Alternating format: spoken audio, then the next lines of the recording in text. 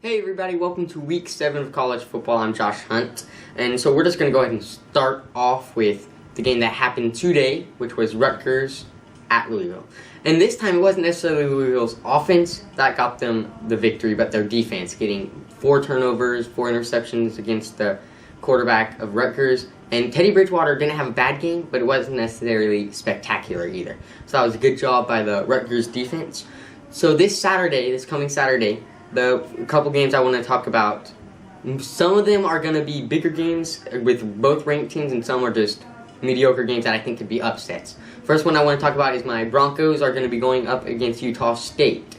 So Boise State has lost 2 games, and they were both to undefeated teams. So I think it's only a matter of time before they're ranked.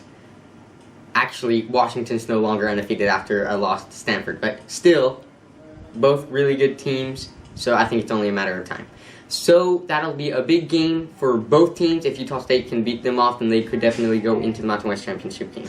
The next game I want to talk about is Pittsburgh at Virginia Tech. Virginia Tech finally made it into the top 25 after losing their first game to Alabama. With their cupcake schedule, the only other opponent who's really going to be competition is Miami. And honestly, I think they might as well watch out this week too, just because Pittsburgh, the only loss they've had is against Florida State. So that's a watch out alert for Virginia Tech. Next game is Northwestern at Wisconsin. Both of these teams lost to Ohio State, and both of them kept the game pretty close. And Wisconsin lost to Arizona State as well. So it'll be interesting to see which one of them is the better team. It's going to be probably a close game throughout the whole game. Missouri at Georgia. Okay, Missouri really doesn't deserve to be ranked. They played 5 teams. The only real team they beat is Vanderbilt, and that surprised me, but I guess Vanderbilt just isn't as good as we thought they were. Neither is Ole Miss. So, Georgia's going to come in there, and they're just going to roll over Missouri. It's going to at least, I think, more than 28 points victory for Georgia.